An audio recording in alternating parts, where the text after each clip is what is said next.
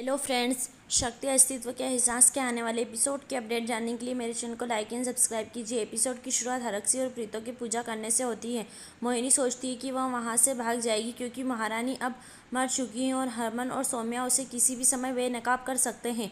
वह सोचती है कि वह जवान और सुंदर हैं और अधिक बुरे लोगों को फंसा सकती है। वह पैसे और आभूषण चुरा लेती हैं और अपने बैग में रख लेती हैं। चिंटू देखता है और सोचता है कि सौम्या को सूचित करना होगा। जब मोहिनी चुपचाप भाग रही होती है, सौम्या उसका हाथ पकड़कर उसे रोकती है। मोहिनी पूछती है कि तुम कौन हो। सौम्या कहती है कि वह बहू है और उसके पास इस घर की जिम्मेदारी है। मोहिनी उसे अपना हाथ छोड़ने के लिए कहती है। सौम्या हरमन, हरक्षी, प्रीतो आदि को बुलाती है। सब आते हैं। हरक्षी पूछते हैं कि क्या हुआ। मोहिनी कहती है कि वह ताज़ा सांस लेने के लिए बाहर जा रही थी, लेकिन सौम्या ने उसका हाथ थाम लिया और उसे ऐसे रोक लिया जैसे वह कोई चोर हो।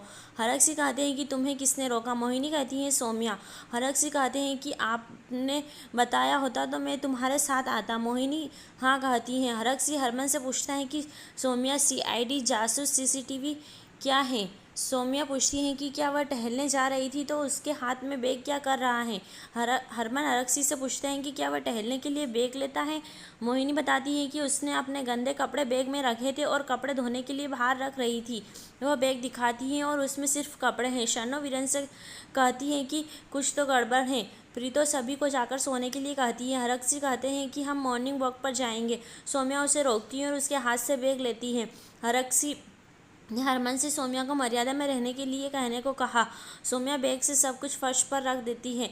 जेवर और पैसे देखकर सभी हैरान हैं। हरमन हरक्षी से पूछता है कि क्या वह यह सामान चलने के लिए ले जा रही थी। हरक्षी अपने आप को ठगा हुआ महसूस कर रहा है। हरमन का कहना है कि वह अपनी योजना में महारानी के साथ है। मोहिनी ने मना कर दिया।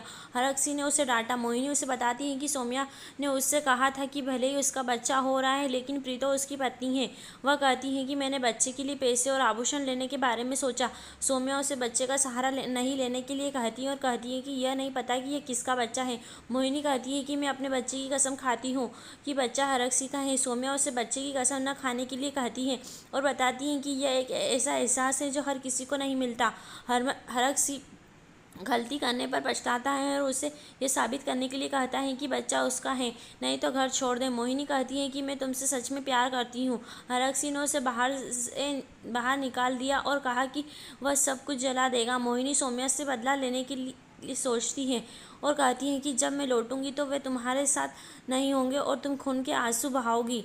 हरक्षी इस सामान को कमरे में फेंक देता है और वीरन को मोहिनी का सारा सामान लेने के लिए कहता है। वह कहता है कि मुझे कुछ नहीं चाहिए। सौम्या प्रीतो से हरक्षी को संभालने के लिए कहती है। प्रीतो का कहना है कि मैं उसके पास नहीं जाऊंगी, मैंने उससे शादी की है और खिलौना नहीं हूँ।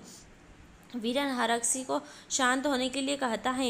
हरक्षी उसे सब कुछ जलाने के लिए कहता है। सौम्या कहती है कि तुम सही हो, लेकिन जो महिला उसके साथ थी वह गलत थी और उसने उसका दिल तोड़ दिया है। उसे अभी तुम्हारी ज़रूरत है। प्रीतो का कहना है कि मैं नहीं जाऊंगी। हरमन का कहना है कि प्रीतो सही है, यह हरक्षी की सजा है। वह प्रीतो से माफ़ी मांगेगा और उससे कमरे में जाने के लिए कहता है। यही एपिसोड समाप्त होता है।